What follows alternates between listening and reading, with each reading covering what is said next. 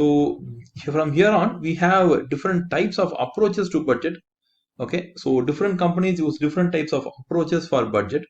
So what are they? Number one, it is called as top down versus bottom up budgeting, incremental budgeting, zero based budgeting, rolling budget, activity based budget, and feed forward. So we won't be like looking at all of them because some of them are like pretty much complex. So we won't look at all of them. So we'll start from the imposed or top down budget.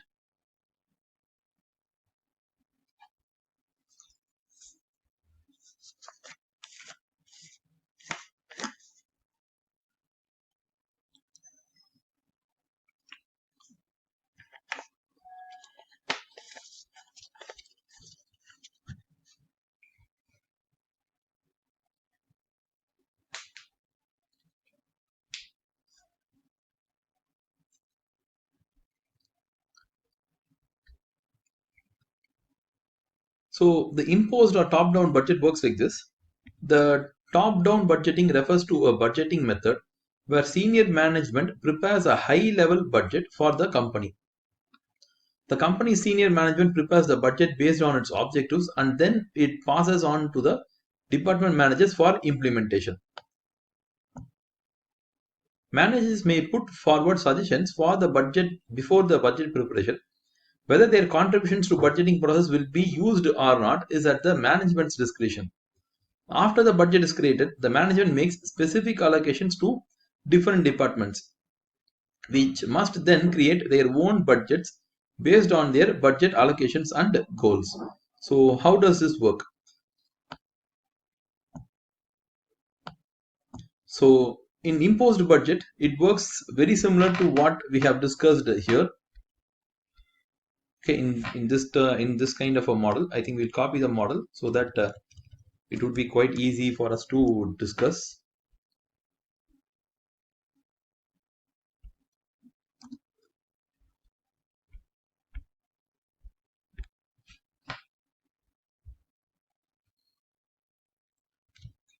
So in imposed budget, the top management will decide everything, like how the goal has to be set, how it has to be achieved, what is the target for each of the managers, like that. The top management will think about everything and they will simply delegate or give the targets to the lower managers. Of course, lower managers can give their ideas or opinions to the top management, but still, ultimately, it's the top management will decide whether to listen to their suggestion or not. Okay, so mostly it is like the top management creating the plan and giving to the lower managers, and the lower managers just have to achieve that target. So they might not have any involvement in the budget creation at all. Okay, so what is the advantages of this kind of a method?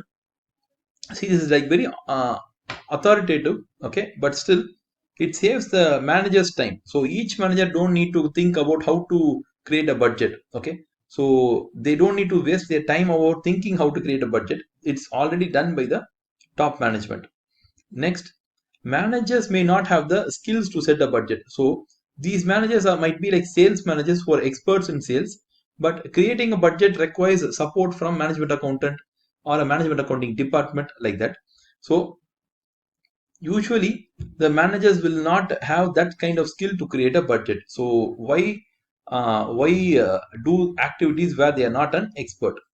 The next one is managers may build budgetary slack into the budget. For example, if each of these people have to create a budget and give it to the top management, what will happen is this. It's called as budgetary slack. Okay, we'll see what is budgetary slack. See, budgetary slack will work like this. We won't need to take all managers, but we'll take this manager only. Okay, see, north manager, if he pushes and puts a lot of effort, he will achieve 3 lakh units per year. But what he will do, he will try to achieve a lower target because lower target achievement is like quite easy and also like comfortable for him. So he will say, it's if the CEO asks what can the target that can be achieved is, he will say 2.5. Rather than telling 3, he will say 2.5. Similarly, all other managers will also say the same thing. All other managers will tell, sir, achieving 2.5 itself is very tough. Okay, so that can be the target. But when all of this is combined at the top level, okay, at the top level, the CEO cannot sell the his usual target of 12 lakh units. Okay, his target would actually become only 10 lakh units. So if we so the problem is this: if these managers put a lot of effort, they can achieve 3 lakhs, that is 12 lakh units per year. They can easily achieve, they can achieve, but they don't want to achieve that kind of a goal and all. They want to achieve an easier target. So if the CEO asks what target can be achieved, they will simply tell a lower target, because they are worried much about how much effort to be put. Okay, so this is called as budgetary slack. So we'll mark it here.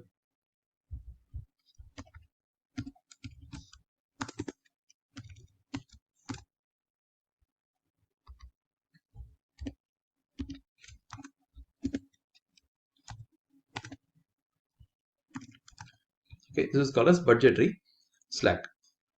So senior managers have the overall view of the company. Okay, so the top managers usually have the higher idea, like who are the competitors, what is the evolving technology, who will get affected, like that.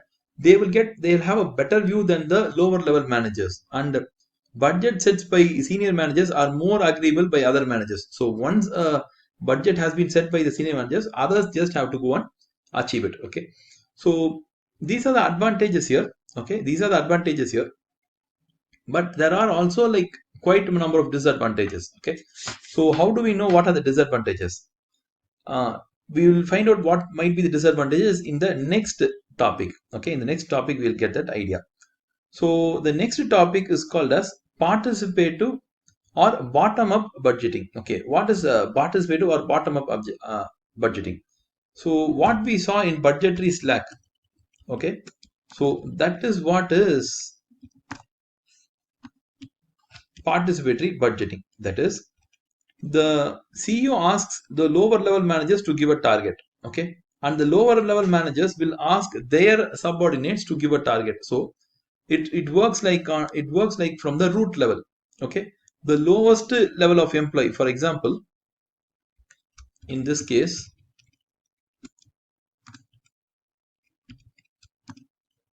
okay, I think this is what we got. This was what we originally did.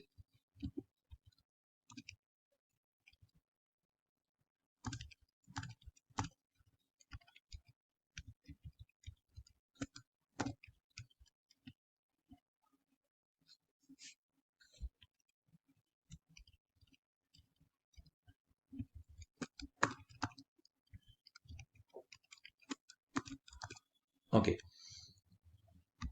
so how does a participative budgeting works? So first, the zone managers will ask the most lowest level sales managers, who are the district sales managers. So they'll ask them how many units could be sold. Okay, so the lower level managers will tell, sir, we can sell maximum 50,000 units. Okay, see, we can't say it is slack. Okay, sometimes it can also be the only way to create a budget.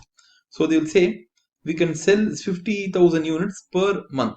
Okay, so 50,000 units per month would lead to how much?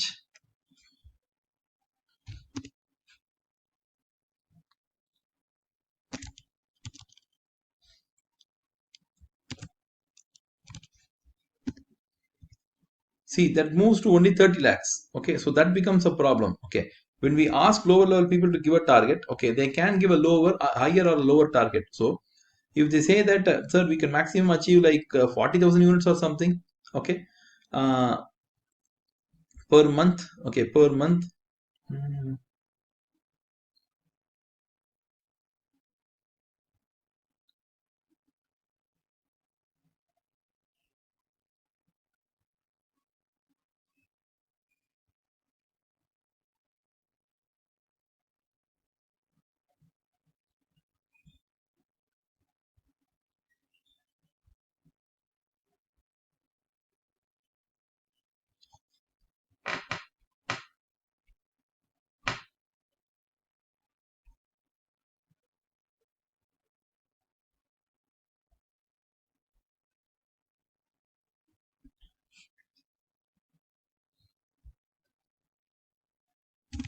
okay. Now I think we got the idea. So see, each district has to sell how many units? They have to just sell 1,000 units per month. So that is the actual target. So look at how this will change. They will simply tell, sir, we cannot achieve 1,000 and all. Okay, we can achieve 900. Okay, if they tell like that, what would happen? So if they tell like that, 900 units being sold by 60 districts will totally become a number like this.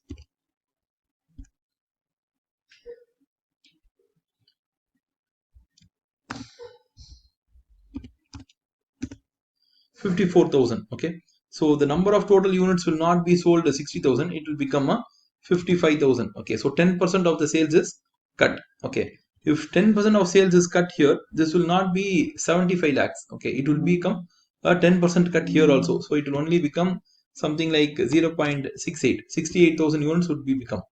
So adding all this together, adding all this zone wise, a 10% cut in sales here will lead to a 10% cut here. So it won't be 3 lakhs per year, it will be 2.7 lakhs per year.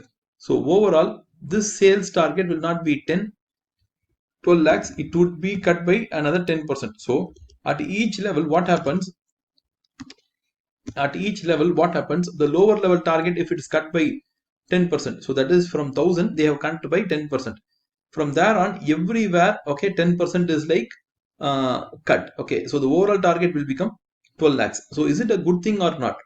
See, in certain places there is no other way but to involve the lower level employees to sales for sales purpose. Okay, so in those areas, we have to apply top participative budgeting. For example, in the sales of a high-end machinery or a high-end software or very premium cars, okay, so or premium products. So these kinds of luxury products, luxury items and all, this is how they go for budgeting, because the budget cannot be usually set from the top, it is usually set from the lower end. Okay, bottom up budgeting is a form of financial budgeting where a company allows each department to set their own budget. Each department creates a list of expenses and cost projections, which is then submitted to review from senior management. Okay, so each manager will create a budget and they will give it to the top management for approval. If these are not agreeable, they will again negotiate the numbers and again it will be approved. Once agreed, these separate budgets are added together to form the company's overall budget. So it starts from the 60 districts, all that 60 district total is added up, then zone total is got, all zone total is added up, the sales, the divisional or regional sales manager target is got, then all these regional sales or state-wise managers target is added, and finally the CEO sales target is found out. Okay, so it is also referred to as participative budgeting because department managers are given a role in setting their own budget. Okay, so what is the advantage here? The advantage is the motivation level of all managers will be improved because it is their target and they have set it and usually they will achieve it. Managers will feel managers will feel that their opinion has been listened. See, failure to achieve the target is a personal failure because they have given a commitment and they have not fulfilled it. The lower level managers will have a more detailed knowledge of departments. See, the managers at the root level know what is happening at the customer level. So he will have like more inputs to the can give more inputs to the company here. Okay, so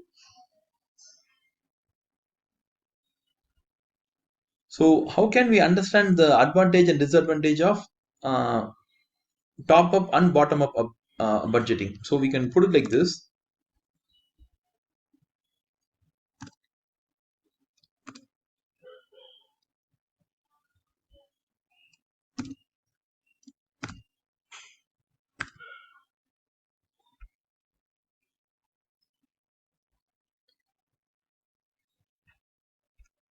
I think we'll type it here.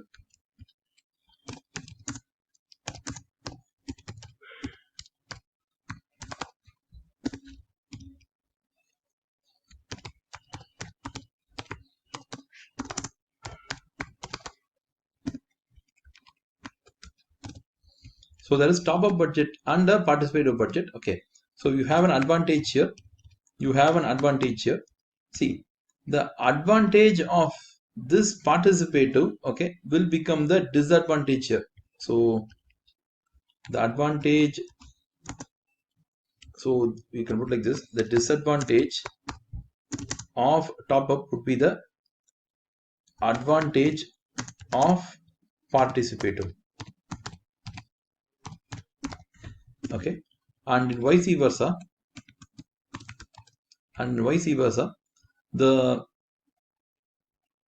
the disadvantage of participative budgeting will be the advantage of top up budget. Okay, see, both are like opposite concepts. So once you understand one concept,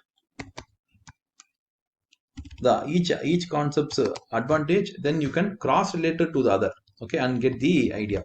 So here you have to just write top up budget's advantage is its own, disadvantage is this one's advantage, so you can cross relate and still get the answer. So we'll move on to the next one. So the next one is called as incremental budget. So an incremental budget, I think we can push a few lines down.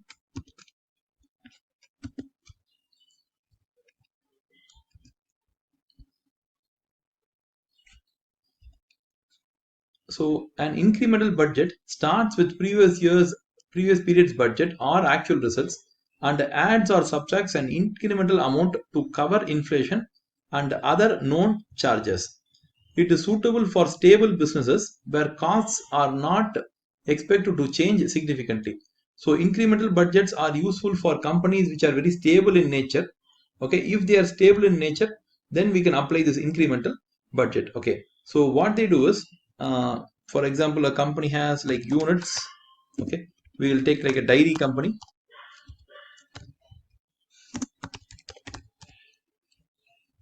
We'll take a dairy company. So usually dairy companies will have sales and cost and everything. So we can put it like this. What would be their quarter 1 sale, quarter 2 sale, quarter 3 sale, and quarter 4? Okay, so they might have like 1000 units. Here they will have like 1050 units. Okay, just like 5% they go up. Here they have 1100 units, and again here they might have 1050 units. So every quarter they are like little bit 20-50 units they are increasing. Sales also would be like similar to their uh, to their to the units. So we'll assume that sales price is 10. So we can easily find out uh, what would be the sales amount, and cost is like whatever is the sales out of that, 70% is the cost. 70% is the cost. So they can, that also they can easily predict, and they can also predict their what is their profit. Their profit could be sales minus cost would be their profit. So they can easily tell what could be their profit. Okay, so the total year profit can also be found. Okay, we can also find out the total if we want. If we want to find out the total for the full year. Okay, this is an estimated total for the next 1 year. What would be the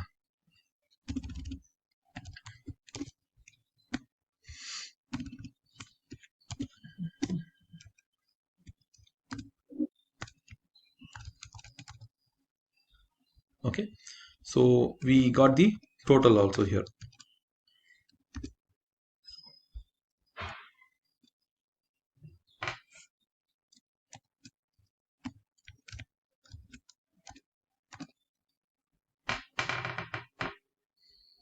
So this is about incremental budget, where things are like very stable in nature, and we can also predict them quite easily. Okay, in those business only we can do. So advantage is it is very quickest and the most easiest method in budgeting. It is suitable if the organization is stable and historic figures are acceptable. The disadvantages of incremental budgets are builds in previous problems and efficiencies. Okay, so see, for example, this cost itself might be too high. Okay, the company has to control this cost, but look at what happens. Rather than controlling the cost keeps on going up. Okay, so this is not the best budget to control costs and all. Okay, and uneconomic activities may be continued. So the same thing. So any inefficiency or useless things might also be done. And and the last one would be managers may spend unnecessarily to use up their budgeted expenditure allowance this year, and thus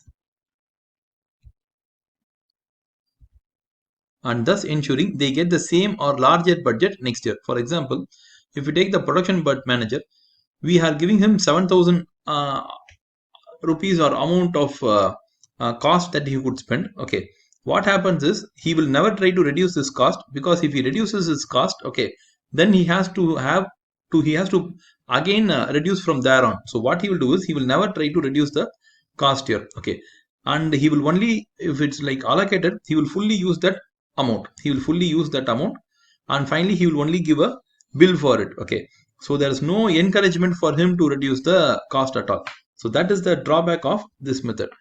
To overcome this kind of laziness on the part of the manager, or to avoid this kind of inefficiencies in incremental budgeting, there has been another budgeting method called as zero based budgeting. So zero based budgeting is like quite different, and this is how it operates.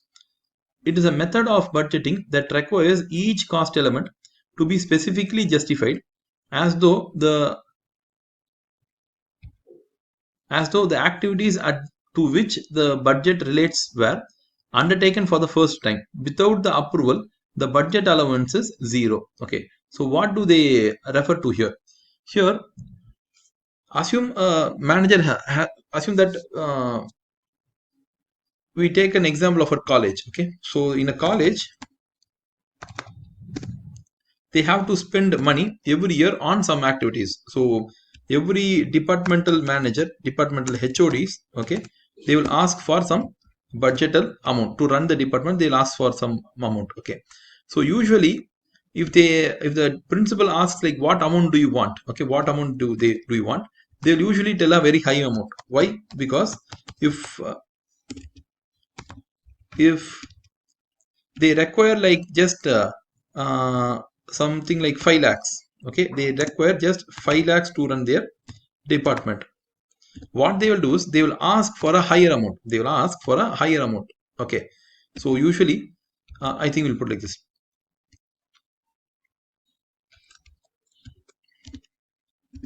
So 5 lakhs is required thing. Okay, they need 5 lakhs to run the department, but will they ask that amount? The answer is no. What they will simply do is they will ask for something like 7 lakhs. Okay, so this is what their demand is. So this is what they will ask. Okay, so they'll ask 7 lakhs, but even though their original spending would only be 5 lakhs. Why do they ask like this? Because they have to then negotiate with the principal, and principal would allocate after negotiation something like 6 lakhs. So what is actually uh, awarded? Okay, what is actually awarded would be 6 lakhs.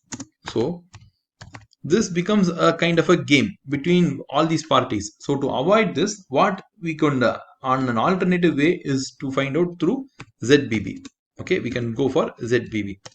In ZBB, Z-based budgeting, the department HOD has to submit a budget. Okay, so he has to give a breakup for all this 7 lakhs that he is demanding. Okay, so it could be like for new computers to be bought, new computers,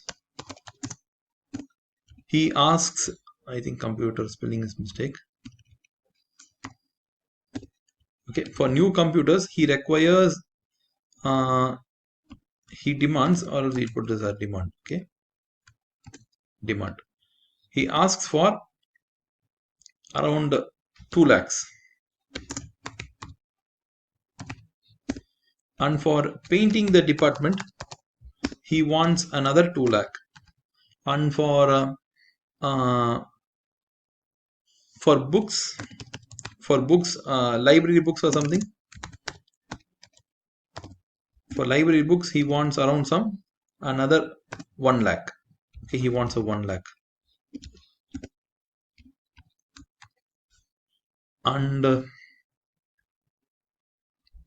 and they want to bring best faculty from the outside. Okay, so they want some guest faculty who are like really good to teach. So for that they require another 2 lakhs. Okay, so when you add all of this, we get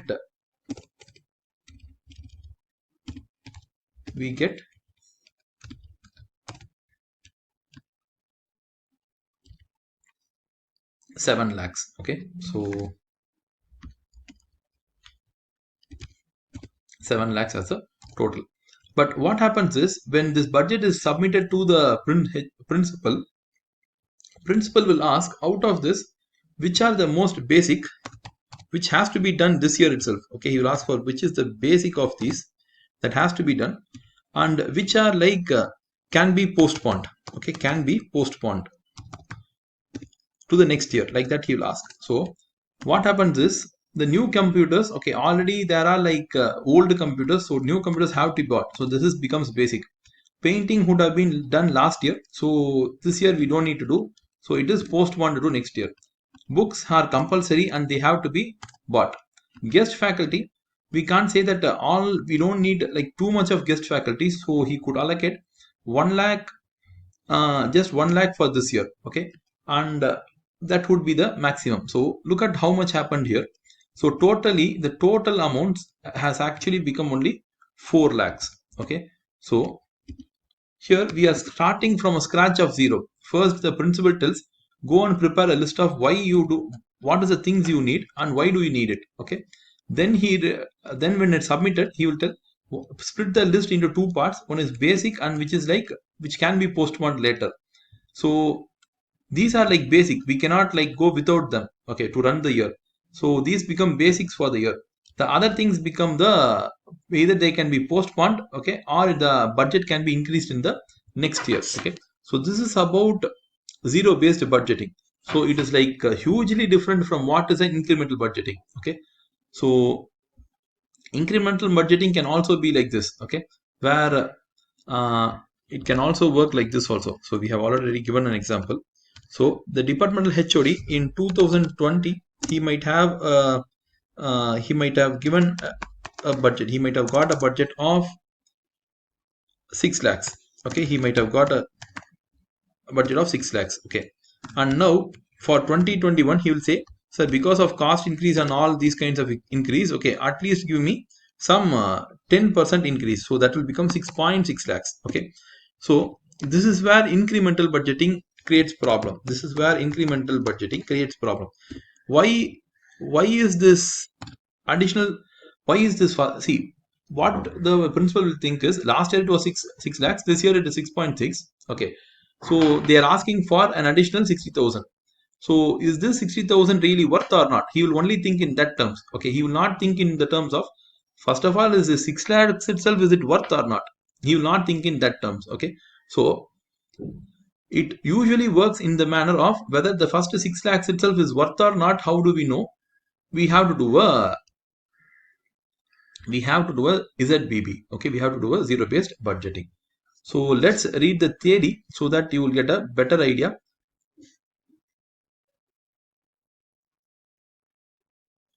Activities are identified by,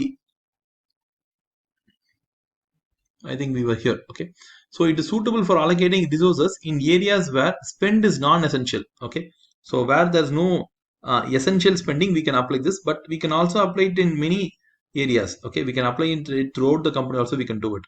So non-essential areas is like in advertising, in R&D, training and all, it's like compulsorily we can apply this concept. Okay, so what are the steps in this concept? The steps are, so now we'll move on to the main steps in ZBB. So the first step is activities are identified by managers. Managers are then forced to consider different ways of performing the activities. So when a HOD, departmental HOD wants to create a budget and give it to the principal, he usually gives in ZBB a two kind of a two structured budget. Okay, one is a basic budget that is definitely needed, and the other one is a budget that can be postponed later. Okay, so it can be like a basic and luxury, like that we can say. So these activities are then described in what is called a decision package. Okay, so each of this, the new computer 2 lakhs, basic is 2 lakhs. So this is called as a decision package, where within that package, okay, the departmental manager should explain, or departmental HOD should explain the analyzes the cost of the activity, what's the cost of the activity, why it should be done, so that's purpose, identifies the alternative models of achieving the same purpose. So we could do it in a basic form, and also we could try to postpone it, like that also they have to tell. Assess the consequence of not performing the activity at all. Okay, so what would happen if we never perform by new computers, what would be its impact, or performing it at different levels. So in a form like what is the basic and what is the luxury or postponable activity. So as regards this last point, the decision package may be prepared at the base level. So this is what we said as a basic thing, representing the service or support, representing the minimum level of service and support needed to achieve the organization's objective.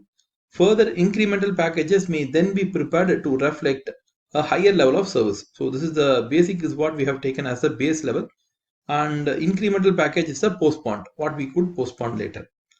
So management will then rank all the packages in order of decreasing benefits to the organization. So once we have done this, we also have to rank them. So we have to rank them as to which one we have to definitely perform. So library books can be number 1, guest faculty number can be number 2, new computer can be number 3, and the painting can be number 4. So this is the ranking system. So this will help the management decide what to spend and where to spend it. This ranking or decision packages happens at numerous levels of organization. So this is what is about ZBB here. The resources are then allocated based on priority up to the spending level available. Okay, so once we have created a rank, see, usually this rank could be created by the departmental HOD, like this is how he wants to prioritize, and he could also give it to the principal for his approval. Okay, so depending upon how much the uh, allocation is going to be, it will depend upon the priority. For example, if 3 lakhs is going to be the priority, first books would be bought, then as per rank 2, like guest faculty would be like arranged for 1 lakh. The other 1 lakh is like additional level of service, so we don't want that. Okay, so second lakh will be allocated here, and we have still, uh, if the allocation is going to be just 3 lakhs, so 1 lakh is gone, 1 lakh is gone, still 1 more lakh is there. For that additional 1 lakh, computers would be bought. Okay, so this is how a 3 lakhs package or a 3 lakhs budget would be allocated. So how much ever lakhs is allocated, it could be allocated on this kind of a basis. Okay, so that's where ZPB is like very useful. So you have seen what is an ZBB. So what is the advantage and disadvantage? See, previous inefficiency and all, it's like totally it's removed. It leads to better involvement of staff because the HODs and the lower level staffs are the ones who are involving in this. So their involvement leads to higher motivation. It responds to changes in business environment. For example, if the business environment is such that guest faculty are number 1 priority, okay, the first amount will be given to this. Okay, then if computers are going to be the second priority, computers will be given 2, and books number 3 and 4. So the priority can also change in terms of the business environment, like what other colleges are doing, what does students want. So based upon what are the changes in the environment, we could also change our uh, our decision packages ranking. Understanding of the cost behavior. So how the cost behaves, we can also have a better idea. But what's the disadvantage of ZBB? See, as we have seen, this is just a small example involving one HOD and one department with just 4 decision packages. Okay, but what would happen if there are going to be like 10 departments? Okay, and each department is going to come up with 10 different requests. Okay, so that becomes like hundreds of decisions. Okay, See, that becomes a problem for the HODs as well as the principal. So it is going to take a long time for creating these decision packages, and it's also going to take a long time for the principal to decide what is going to be the budget amount and how he is going to allocate. Okay, so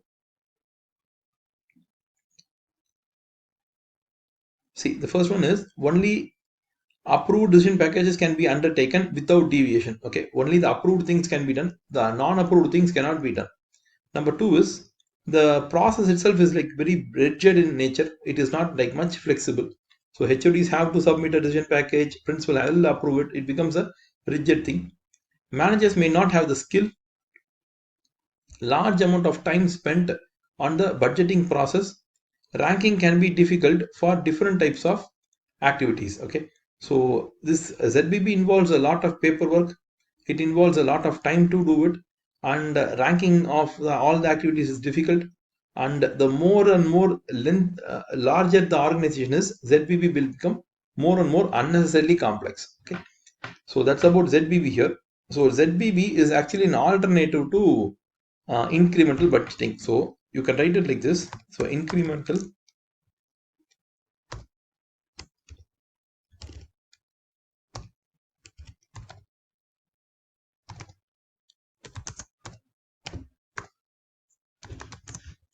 So incremental budget and ZBB are opposite nature. Okay, not directly opposite, like mostly they are opposite. So the advantages again of incremental and advantages of ZBB are there. Okay, so what you can do in order to write disadvantage of here, you can write the advantage of ZBB, and to write the disadvantage for ZBB, you can take it from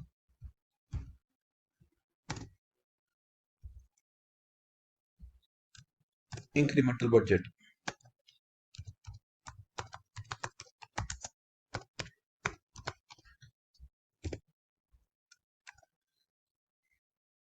So we can't like very strictly do this, but you can, in case you forget a point, few points in the examination, you can just like think like this, and you can also write some few points. Okay, so next we'll move on to something called as a rolling budget.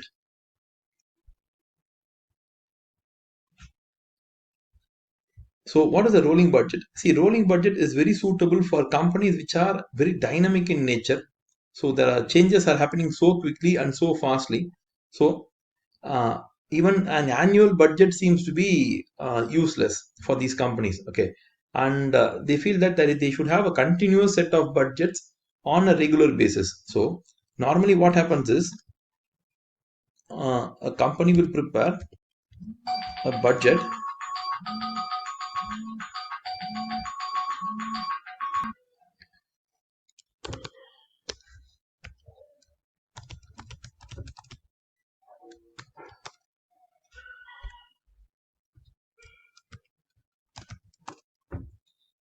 So we'll take the year 2021. So assume that in 2021 we have like 4 quarters.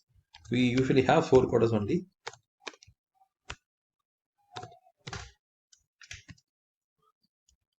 Okay. So normally a budget will be prepared for each of these quarters. Okay. So for example, it can be like sales. We just create one. Sales is going to be 100 here, 102 here, 105 here, 104 here. Okay.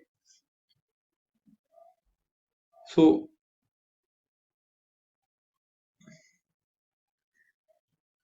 normally what happens is the sales would be like would be estimated what it would be for the 4 quarters or in a particular full year. But as and when we are like nearing the end of the year, for example, quarter 1 is over, so this data is already over. Then when we go to quarter 2, this data is also is done. When we end up with quarter 3, this data is also gone. And when we are going to quarter number 4, when we go to quarter number 4, at the end of quarter 4, this is also gone. So at the end of quarter 4, there is no visibility. What is going to be happening for the next year?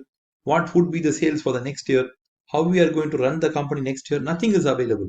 So this doesn't seem to be like a good approach.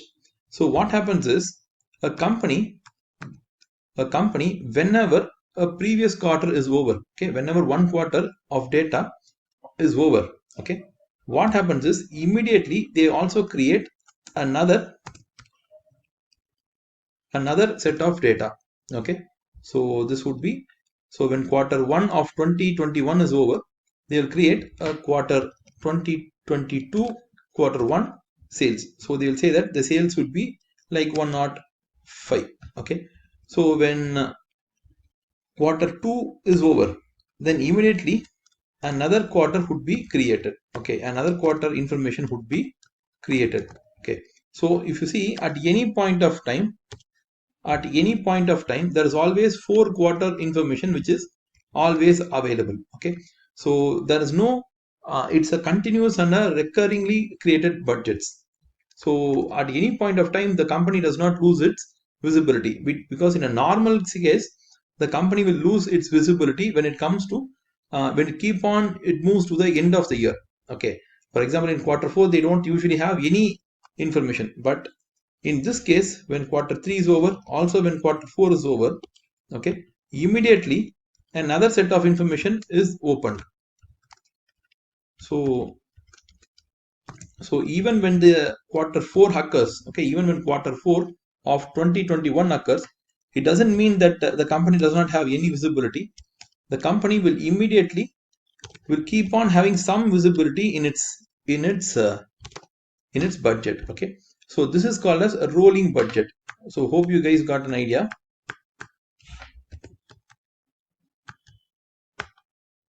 Okay, so hope you guys got an idea about what is rolling budget. So let's see its theory.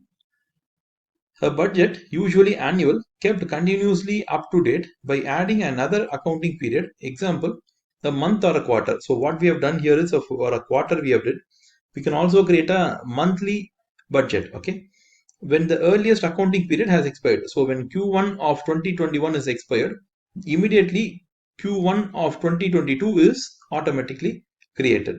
So for what kind of companies is this suitable? Accurate forecasts cannot be made. Okay, so there are many industries which are so fast moving and dynamic, we cannot make an exact prediction and all. So here only like approximately we can tell what would be the information. So for dynamic companies, this is like very much required, and also for businesses that require a tight control. Okay, where they cannot like lose their visibility for a year. Okay, visibility of what is going to be happening. So they always need a particular set of 1 year data ahead of them. Okay, so what is the advantages of this? Advantages is planning and controlling is like much more better. There is always a budget that extends into the future, and management creates budget which are more up to date. Okay, these are the advantages. But what is the disadvantage?